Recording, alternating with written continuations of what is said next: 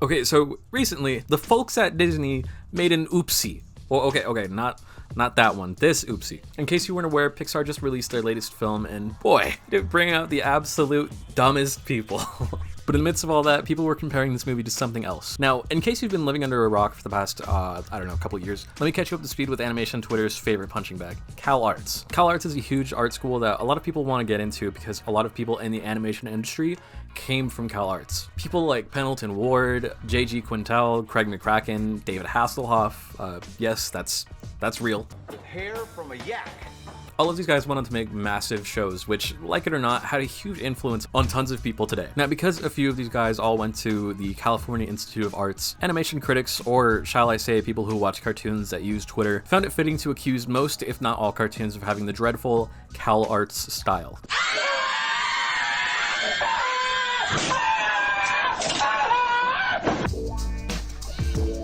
So let's talk about this all modern cartoons look the same thing. When people say this, they're usually talking about shows like Adventure Time, Gumball, Steven Universe, OKKO, basically the heavy hitters of Cartoon Network. Now let's start the video strong by debunking all of that right off the bat. The show that got the most shit for having the CalArts style was Steven Universe. If you were on the internet during 2014 through 2016, then you're probably familiar with the massive amount of hate that Steven Universe received. A lot of people had this massive hate boner for this innocent show targeted at children for a couple different reasons, really. Mainly being people don't like to have fun. Okay, now let me drop this absolute bombshell on you knuckleheads. Rebecca Sugar, the showrunner, creator, whatever the fuck of Steven Universe, did not go to CalArts. In fact, she actually got her start working on Adventure Time as a storyboard revisionist for the very first season. A storyboard revisionist is someone who takes the work the storyboard artist did and cleans it all up to make it a bit more clear, like a cleanup artist. But she was so good at her job that within the first month of being there, she was promoted to storyboard artist. That's right, now people were cleaning up her lines. In fact, if you're a huge fan of Adventure Time, you'll be shocked to hear that her first episode as storyboard artist was the episode It Came from the Nightosphere. I shall. Oh, I've soiled my tunic. Completely by choice. Okay, so what else did people not like about Steven Universe? Was it the music? Was it the gay characters? Probably. Or was it the bright colors? Well, it was actually about this. When you back these people into a corner, really pressing them for what they didn't like about Steven Universe, they'll shake and they'll squeak. They'll reach into their back pocket, pulling out a crumpled screenshot of a random episode and go, "Look, see? The proportions are different in these scenes." To the animators even refer to the character height chart. Wow, an animation going off model? That's fucking disgusting. We've never seen that happen before. Oh, no, I want my cartoons to stay perfectly on model the entire time, no exceptions. They should look the exact same all the goddamn time. Actually, while I was writing the script, I found this awesome thread by @Killscary, I'm probably saying her name wrong, where she explains why this argument is god-awful. Essentially explaining that every artist/animator has their own unique style, so of course, when you get a bunch of them working on one project, certain styles might shine through no matter how hard you try to hide it. On top of the great thread, there's also a lot of great replies. Specifically, this one reply is showing this super neat chart, showing off the differences in Sailor Moon depending on the director for each episode. Some of these differences are pretty subtle, but if you look hard enough, they're there. Look, there's even one for that show My Hero Academia. Don't know if you've heard of My Hero Academia. It's a really small underground indie project, so of course there are mistakes being made, you know, because it's such a small project. Which brings me to my next point.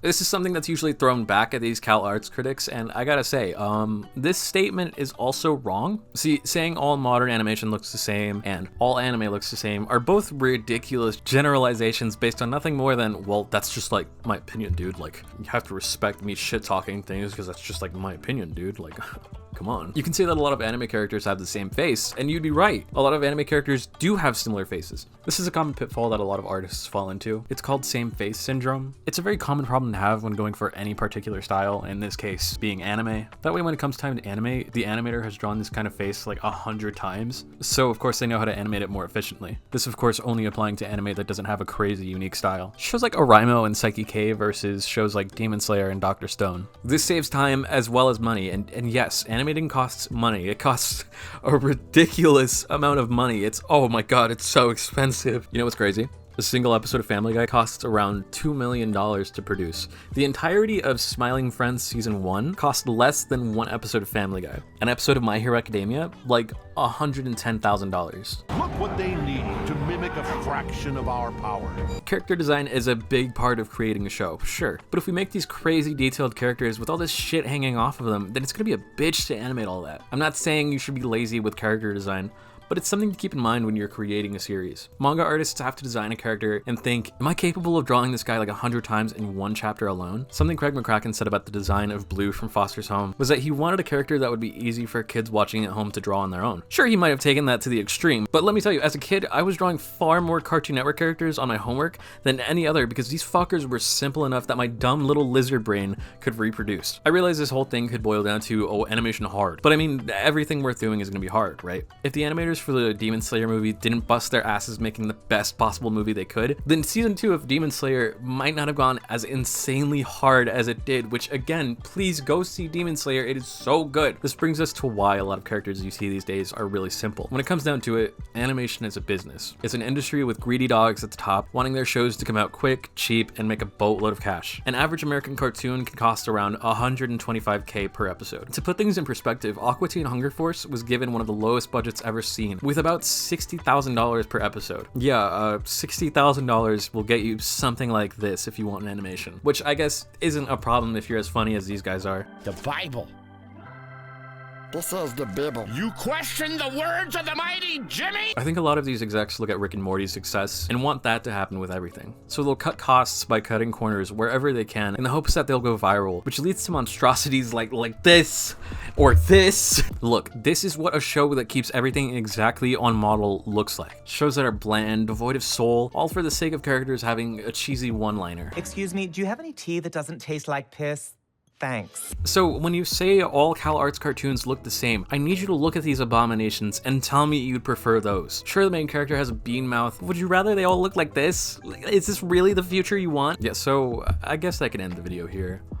But I'm not going to because I still want to talk about style. Every generation of cartoons has one, whether it be from the golden era, the Renaissance era, or even the early 2000s. Every show from these periods have a unique look to them. This is because in art, there's something called a style trend, which is basically, I like how that show looks. I want my show to look like that, but a bit more like this. And then the next art director does that, and the next art director does that, and it keeps going. Each person drawing inspiration from each other, but tweaking their idea a little bit more as time goes on. And then that leads to a new era.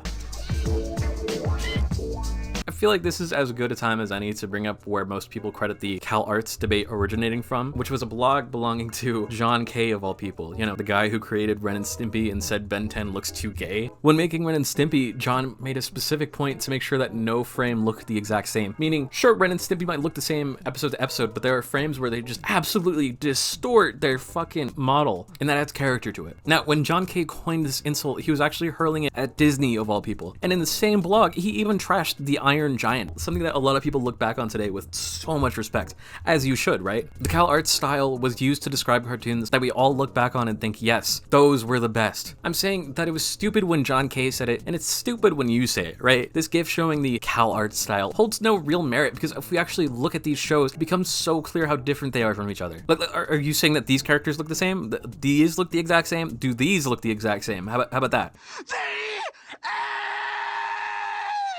Okay, and with that, now I'm going to end the video. Writing this script has left me sweaty, tired, stinky, and quite frankly, very disappointed because I had to read all these ridiculous takes. As you can tell, I am already losing my voice after a full night of screaming into the mic.